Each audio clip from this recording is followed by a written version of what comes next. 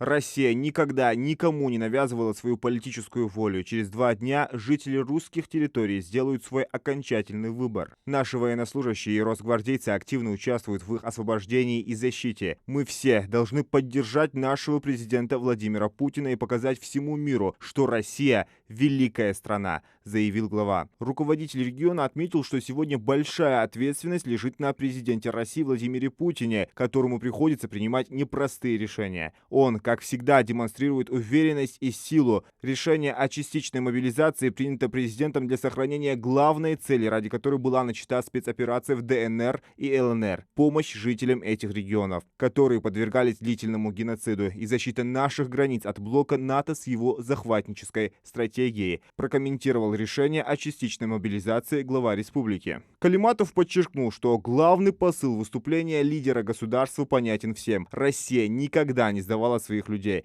не бросала их в беде и пойдет до конца, чтобы защитить их. Сегодня Путин четко обозначил, насколько важно нам правильно понимать происходящую ситуацию и сплотиться, чтобы противостоять последователям нацизма, поддерживаемым США и европейскими странами, отметил глава Ингушетии.